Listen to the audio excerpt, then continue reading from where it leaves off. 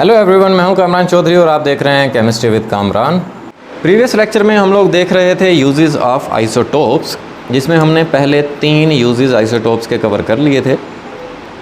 अब जिन लोगों ने प्रीवियस लेक्चर या इस चैप्टर के तमाम प्रीवियस लेक्चर्स देखने हैं तो आप चैनल पर जाएंगे, प्लेलिस्ट मौजूद है आपकी क्लास 9 के chapter number 2 structure of atoms की।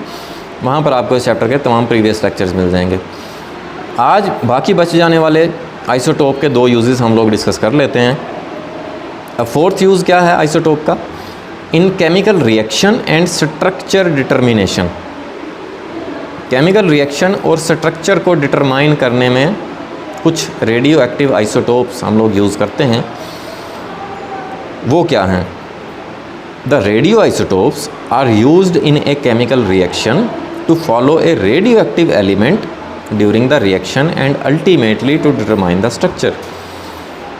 रेडियो आइसोटोप्स जो होते हैं वो एक केमिकल रिएक्शन में जो रेडियो एक्टिव एलिमेंट होता है उसको बेसिकली आइडेंटिफाई करने और उसकी स्ट्रक्चर को डिटरमाइन करने में हेल्पफुल होते हैं। फॉर एग्जांपल कार्बन 14, कार्बन का वो आइसोटोप जिसका मास 14 होता है, is used to label carbon dioxide. Means के कार्बन डाइऑक्साइड को डिटरमाइन करने में हेल्पफुल होता है। As carbon dioxide is used by the plants for photosynthesis to form glucose। अब प्लांट्स जो होते हैं वो कार्बन डाइऑक्साइड को अपनी ग्लूकोज या अपनी खुराक बनाने के लिए इस्तेमाल करते हैं फोटोसिंथेसिस के प्रोसेस में। So its movement is detected through the various intermediate steps up to glucose.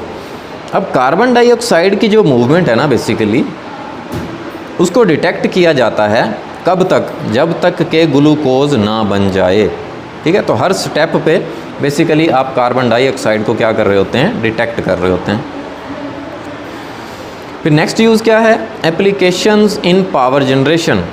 Isotopes का use in power generation. Radioactive isotopes are used to generate electricity. आप रेडियो एक्टिव आइसोटोप्स को use करते हैं electricity को generate करने के लिए by carrying out controlled nuclear fission reaction in nuclear reactors।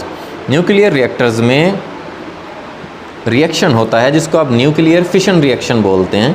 अब इसमें बेसिकली हो क्या रहा होता है कि एक रेडियो एक्टिव आइसोटोप्स अपने अंदर से रेडिएशंस एमिट कर रहा होता है हाई एनर्जी की, और वो डिफरेंट एलिमेंट्स में या डिफरेंट न्यूक्लियाई में टूट रहा होता है।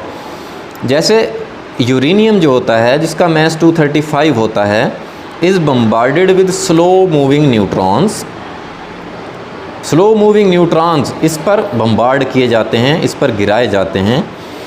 The uranium nucleus breaks up to produce barium and krypton and 3 neutrons. फिर जो यूरेनियम होता है वो ब्रेक डाउन हो जाता है इनटू बैरियम जिसका मास 139 होता है, एंड क्रिप्टॉन जिसका मास 94 होता है, और 3 न्यूट्रॉन्स में टूटता है।